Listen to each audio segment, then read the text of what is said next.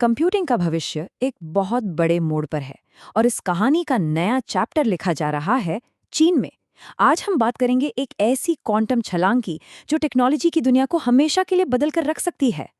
देखिए, लैब में एक क्वांटम कंप्यूटर का प्रोटोटाइप बनाना एक बात है और एक ऐसी मशीन बनाना जो सच में काम आए वो बिल्कुल दूसरी।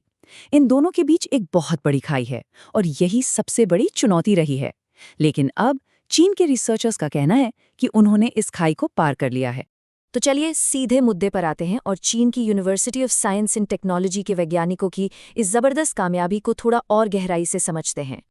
इस कामयाबी का नाम है जू चोंगजी 3.2। ये कोई छोटा मोटा दावा नहीं है। इसके पीछे पैन जियांगवे और जू शाओबोय जैसे बड़े नाम हैं और उनके इस काम को दुनिया के सबसे बड़े साइंस जर्नल्स में से एक फिजिकल रिव्यू लेटर्स में पब्लिश किया गया है। मतलब दुनिया भर के वैज्ञानिक इसे बहुत गंभीरता से ले रहे हैं। पर सवाल ये है कि ये इतना बड़ा मामला क्यों है? इसे समझने के लिए हमें पहले क्वांटम कंप्यूटिंग के सबसे बड़े दुश्मन को जानना होगा और वो है गलतियां, यानी एरर्स। अच्छा सोचिए, हमारे आपके लैपटॉप में जो बिट्स होते हैं वो एक स्विच की तरह हैं, या तो ऑन या ऑफ, पक्के और भरोसेमंद। लेकिन क्वांटम कंप्यूटर के क्यूबिट्स बहुत ही ज्यादा नाजुक होते हैं। माहौल में जरा सी भी हलचल, जिसे वैज्ञानिक शोर कहते हैं, उनकी पूरी जानकारी को बिगाड़ सकती है और नतीजा गणना में भारी गलतियां। और यहीं पर खेल में आता है फॉल्ट टॉलरेंस थ्रेशहोल्ड। ये समझिए एक जादुई दहलीज है। अगर कोई क्वांटम कंप्यूटर इस दहलीज को पार कर ले तो इसका मतलब है कि वो गलतियों को ठीक करने में इतना तेज हो गया है कि गलतियां उसे हरा ही नहीं सकती। अब तक ये दहलीज पार करना एक सपने जैसा था। तो फिर इस टीम ने ऐसा क्या किया? ज़ूचोंगजी 3.2 ने इस सबसे बड़ी रुकावट को कैसे पार किया? आइए देखते हैं। जवाब छिपा है उनके ज़ूचोंगजी 3.2 प्रोसेसर के डिजाइन में। उन्होंने एक बिल्कुल नया, एक बिल्कुल अलग आर्किटेक्चर बनाया और इस्तेमाल किया है। इस नए आर्किटेक्चर को उन्होंने सरफेस कोड नाम की एक बहुत ही पावरफुल टेक्निक के साथ इस्तेमाल किया। इसमें होता यह है कि कई सारे कमज़ोर क्यूबिट्स मिलकर एक मजबूत लॉजिकल क्यूबिट की जानकारी को सुरक्षित रखते हैं।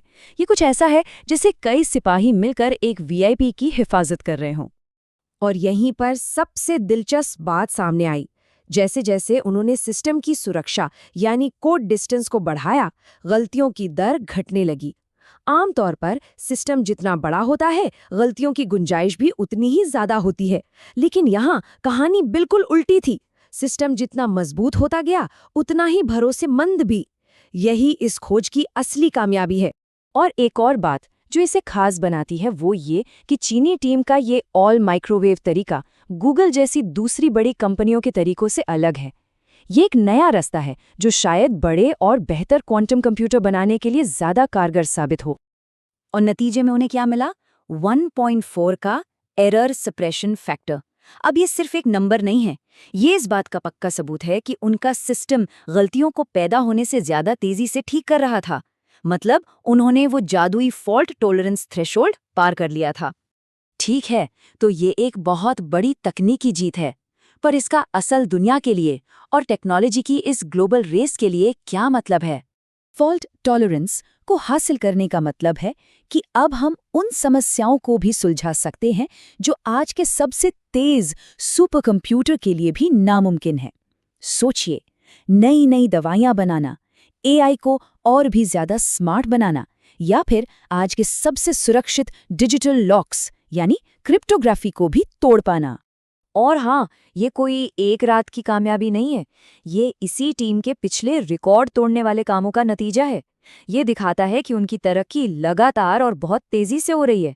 ये जबरदस्त सफलता चीन को एक प्रैक्टिकल क्वांटम कंप्यूटर बनाने की रेस में सबसे आगे लाकर खड़ा कर देती है। और यही बात हमें आने वाले दशक के सबसे बड़े और अहम सवाल पर लाकर छोड़ देती है। क्या टेक्नोलॉजी की इस अगली क्रांति का नेतृत्व चीन के हाथों में होगा?